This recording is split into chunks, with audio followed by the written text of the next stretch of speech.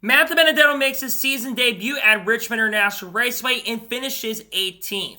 What's going on, guys? It's Daniel and welcome back to our video. Matt DiBenedetto made his first start of the 2024 of 5 confirmed races that he's going to make so far in 2024 and finishes in the top 20 in his first start in his first Xfinity Series race nonetheless since 2019 at Road America when he drove for Joe Gibbs Racing. This, of course, was a collaboration between Viking Motorsports and the 38 team and RSS Racing. And I wasn't sure how Matt DiBenedetto was going to perform because that 38 car for a lot of this year has really struggled to make races with CJ McLaughlin. But today, Matt DiBenedetto, well, yes, he qualified horrendously, and I think he started around 30 for 31st in the race. As the race went on, that 38 car got a lot better and was able to come home today with a respectable top 20 finish in 18th place. And there were times that 38 car had top 10 speed and was moving through the field. Now, I'm not entirely shocked or surprised that see the 38 car run as good as it did today, because there's some speed of that 38 car at times. Chris Hacker last year drove that 38 car, and he did a really good job running top 15 and top 20 all day long in the 38. But I knew Matt DiBenedetto was going to have an opportunity to do something today with the speed. I thought he was going to have a chance for top 20, and Matt DiBenedetto has had some decent success. And especially with there being a lot of long green flag runs and Matt DiBenedetto having a lot of experience with those long green flag runs, I knew there was going to be a really strong chance and a great opportunity for him to perform. And I think he did a really good job today for the 38 car. Now, Matt DiBenedetto's got 4 more starts playing with the team. I think he's going to be running in a couple weeks or next week at Martinsville International Speedway in the 38. And certainly, I think it's an extra schedule for them. And I think he's going to be a threat there for top 20 again because RSS Racing has shown it. And what's really crazy today, too, is he was the highest finishing RSS Racing car. And outside of Ryan Sieg showing a little more speed in the beginning of the race, the other RSS cars were completely struggling. And to see Matt DiBenedetto outperform a lot of drivers today. Drivers at times like Shane Van Gisbergen, who he outran at times. AJ Allmendinger, who was faster at times. We saw him doing better than Kyle Weatherman at points in this race. Drivers even like Parker Retzlaff at the end of the day. And then even Haley Deegan, she was struggling near the end of the race, and he was outperforming her. And we all know he was going to go over there, and we all thought there was a chance he'd be driving for AIM Racing this year. But obviously, that did not end up happening. But again, I'm really happy for Matt DiBenedetto to show what he's got. I still, to this day, believe that he should be a full-time driver racing in NASCAR. I know he made a lot of mistakes off of the racetrack. There's no denying that. But you cannot deny that Matt DiBenedetto is an absolute wheelman. The guy always gets the best out of equipment. He drove for the Wood Brothers back in 2020 and 2021 and made the playoffs in 2020, but he digressed a little bit in 2021, but he did perform really good with that team. And then in 2022, he goes to Rackley, wins a race. Yes, questionable, but still, he goes out there and wins the race. In 2023, makes the postseason and has some of the highest numbers of top 10s all year long and had like a 14th place average finish, which is not that bad, all things considered.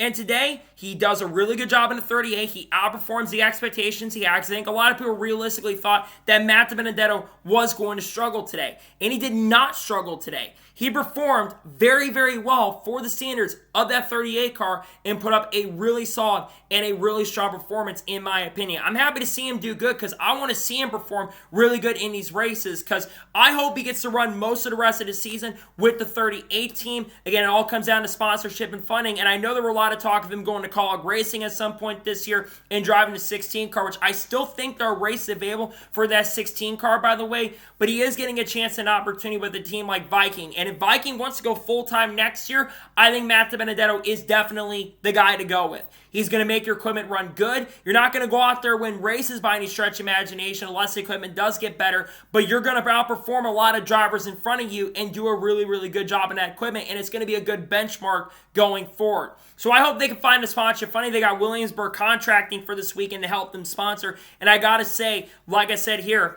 Matt DiBenedetto did a very solid and good job, but I really hope it lets him run some more races going into the future, because I think he deserves a chance and opportunity to race in more races this year in 2024. Not just the 5 that are scheduled, because I know they're working on some outside sponsorship to come in, but he can run the majority of the rest of the year this year. They're not going to run road courses. They're not going to run Darlington. The 38 team is not planning to, but if they continue to run really good, they won't have troubles in owners' points going forward. I think they moved that 38 car inside the top 33 in owners' points with how good of a run Matt DiBenedetto had, and I think that this team is really really going to start building something the more experience he gets. Matty D's had some good performances at times in Martinsville, and I think he really showed out and did a very good job today with this organization. And like I said, I really hope he continues to be in this car for 2025, especially if he doesn't go back to Cup. But I think some teams, if they see performances like that, because again, if he just does not burn bridges and makes mistakes like that, he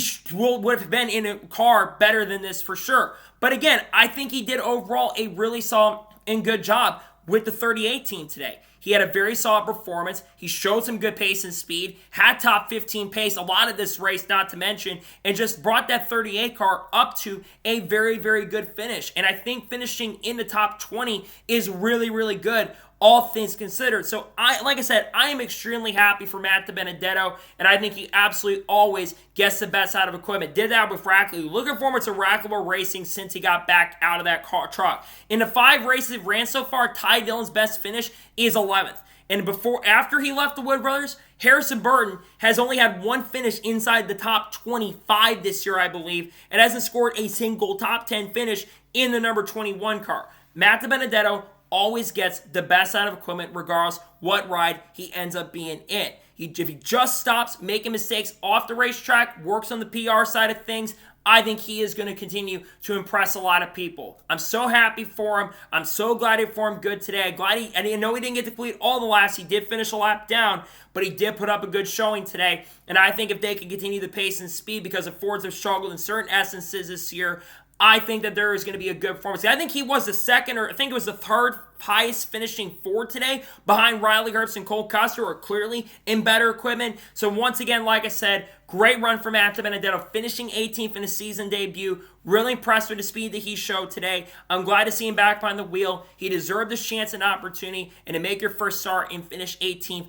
in the race, very impressed with the performance and speed he showed today. And like I said, I really hope he can continue keeping up with that performance the rest of the year. In the race he gets to run, they're going to run a majority of the rest of the season. Hopefully he gets to run all those races going forward into the future, because he deserves more opportunities with this team. So that is going to be today's video on Matt DiBenedetto. I want to thank you guys for watching. Please subscribe to the channel, notifications on, and if I win a video, it does go live on my channel. Follow me on Twitter, Facebook, and Instagram, and support me on Patreon as well. Let's go below that and comment your thoughts below on today's video. How would you rate Matt DiBenedetto's performance today at Richmond International Raceway? Let me know your thoughts in the comments below. There's going to be a Shane Van Gisbergen video dropping later today on the channel. Tomorrow on Easter, which happy early Easter, by the way, there is going to be a NASCAR starting lineup for the Cup Series race at Richmond, and then, of course, will be the NASCAR Cup Series race view from Richmond as well. Then on Monday, there should be a NASCAR news video dropping at the channel. We'll have to kind of wait and see what kind of news ends up breaking. And in a nutshell, got a ton of great content dropping on the channel over the course of the next couple days that I cannot wait for you guys to check out. So anyways, like I said, I want to thank you guys for watching today's episode, and I'll see you guys next time for more great, awesome NASCAR content and other motorsports content on the channel like this. Take care, everybody.